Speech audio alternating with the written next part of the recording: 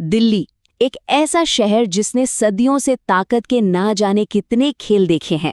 तो चलिए आज चलते हैं दिल्ली के उसी दौर में और सुनते हैं एक ऐसी सल्तनत की कहानी जो 300 सालों तक चली।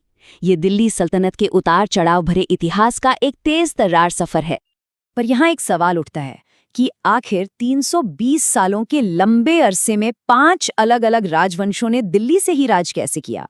ऐसा क्या था इस शहर में कि हर कोई इसे अपना बनाना चाहता था? चलिए इसी दिलचस्प सवाल का जवाब ढूंढते हैं। ये है हमारा रोड मैप, वो टाइमलाइन जो हमें 300 साल के इस सफर पर ले जाएगी। गुलाम वंश की नींव से लेकर लोदी वंश के खात्मे तक एक एक कर हम देखेंगे कि दिल्ली सल्तनत की कहानी कैसे आगे बढ़ी। तो कहानी का पहला पन्ना पलटते हैं। यहाँ हमारी मुलाकात होती है सल्तनत के पहले शासकों से, जिन्हें हम गुलाम वंश के नाम से जानते हैं। देखिए कितनी दिलचस्प बात है, ये वो लोग थे जो कभी गुलाम थे लेकिन अब एक पूरे साम्राज्य की नींव रख रहे थे। और ये हैं कुतुबुद्दीन ऐबक, दिल्ली सल्तनत के पहले सुल्तान। लोग उन्हें लाख बख्श कहकर बुलाते थे क्योंकि वो सच में लाखों का दान करते थे। दिल्ली की जो शान है कुतुब मीनार, उसे बनवाना भी इन्होंने ही शुरू किया था। लेकिन किस्मत को शायद कुछ और ही मंजूर था। पोलो खेलते हुए एक हादसे में इनकी अचानक मौत हो गई। देखिए, ऐबक ने सल्तनत की नींव तो रख दी थी, पर उसे एक मजबूत इमारत में बदलने का काम किया इल्तुतमिश ने। इसीलिए ज्यादातर इतिहासकार उन्हें ही सल्तनत का असली संस्थापक मानते हैं। उनकी सबसे बड़ी ताकत थी उनका दिमाग, जिससे उन्होंने एक कमाल की शासन व्यवस्था तैयार की। और ये था उनका मास्टर स्ट्रोक, इक्ता सिस्टम। मतलब उन्होंने अपने अधिकारियों को सैलरी के बदले जमीन दे दी। अब वो जमीन से टैक्स वसूलते और अपना खर्च चलाते। इस एक सिस्टम ने, आप यकीन नहीं करेंगे, सल्तनत को इतनी मजबूती दी कि ये उसकी रीढ़ की हड्डी बन गया। अब एक ऐसा सवाल जो उस जमाने में सोचना भी मुश्किल था, एक ऐसा वक्त जब सत्ता सिर्फ और सिर्फ मर्दों का खेल मानी जाती थी, क्या कोई महिला सिंहासन तक पहुंच सकती थी? हाँ, ऐसा हुआ था, और उनका नाम था रज़िया सुल्तान, दिल्ली के तख्त पर बैठने वाली पहली और आखिरी मुस्लिम महिला शासक। उनका शासन अपने आप में एक क्रांति थी, लेकिन दरबार के अमीरों को एक औरत का हुक्म मानना बिल्कुल गवारा नहीं हुआ। नतीजा ये हुआ कि उनका राज ज्यादा दिन नहीं चला और एक दुखद अंत के साथ खत्म हो गया। रज़िया के बाद तख्त पर बैठे गियासुद्दीन बलबन, एक ऐसा सुल्तान जिसका मानना था कि राजा जमीन पर भगवान की परछाई होता है।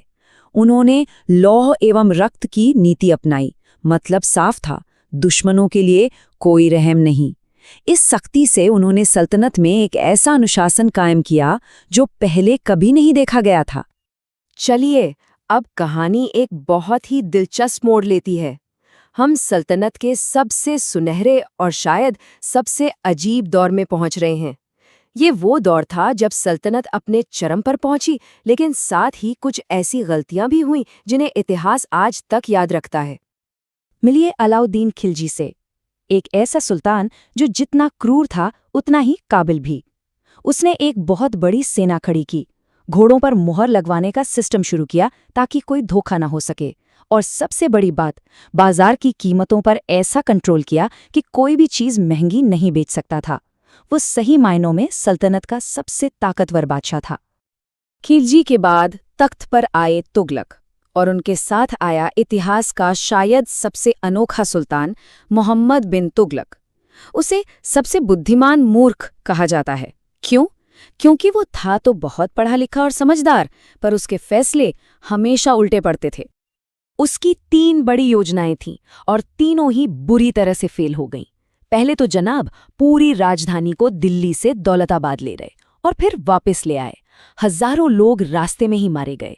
फिर उसने तांबे के सिक्के चलाए जिनकी कीमत चांदी के बराबर रख दी। नतीजा, हर घर में नकली सिक्के बनने लगे। और हद तो तब हो गई जब उसने अकाल के वक्त किसानों पे टैक्स बढ़ा दिया। योजनाएं शायद कागज पे अच्छी थी, पर उन्हें लागू करने का तरीका विनाशकारी था। सन 1398 में दिल्ली पर एक ऐसा कहर टूटा जिसने सल्तनत की कमर ही तोड़ दी। यह था तैमूर का हमला, जिसने दिल्ली को खून से लाल कर दिया। इस एक हमले के बाद सल्तनत फिर कभी पहले जैसी ताकतवर नहीं हो सकी। अब कहानी सल्तनत के आखिरी 2 वंशों, सैयद और लोधी की ओर बढ़ती है। लेकिन अंत से ठीक पहले, जैसे तूफान से पहले शांति छा जाती है, वैसे ही फिरोज शाह तुगलक का राज आया। उसने नहरें बनवाईं, अस्पताल खोले और कुतुब मीनार की मरम्मत भी करवाई। यह सल्तनत के अंधेरे दौर से ठीक पहले एक उम्मीद की किरण जैसा था। और फिर आया सैयद वंश का दौर।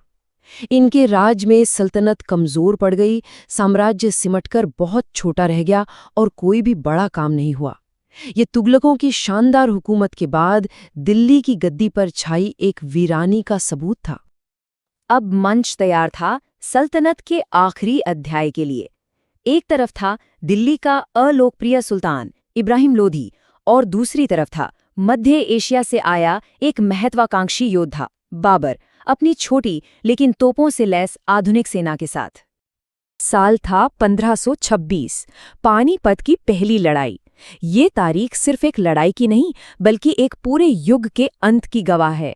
इसी एक दिन ने 320 साल पुरानी दिल्ली सल्तनत को हमेशा के लिए खत्म कर दिया और भारत में एक नए, कई ज्यादा बड़े साम्राज्य, मुगल साम्राज्य की नींव रखी। सुल्तान आए और चले गए, राजवंश मिट गए, लेकिन उनके 300 साल के राज ने हिंदुस्तान पर एक ऐसी छाप छोड़ी जो आज भी मौजूद है। तो सवाल ये है कि आखिर क्या विरासत छोड़ गई दिल्ली सल्तनत? सबसे पहले तो उन्होंने हमें शासन करने का एक नया तरीका दिया, इक्ता सिस्टम। उन्होंने फारसी को अपनी सरकारी भाषा बनाया और सबसे बढ़कर उन्होंने हमें आर्किटेक्चर की एक नई शैली दी, जिसे इंडो इस्लामिक कहा जाता है। कुतुब मीनार और अलाई दरवाजा जैसी शानदार इमारतें आज भी उस दौर की कहानी सुनाती हैं। और हाँ, इन 5 वंशों को लाइन से याद रखने का एक बड़ा मजेदार तरीका भी है। बस एक छोटा सा वाक्य याद रखना है, गुड़ खा तसले में। गुलाम, खिलजी, तुगलक, सैयद और लोधी। ये लाइन हमें याद दिलाती है कि इतिहास में कुछ बादशाह अपनी छाप धीरे से छोड़ते हैं और कुछ बहुत जोर से।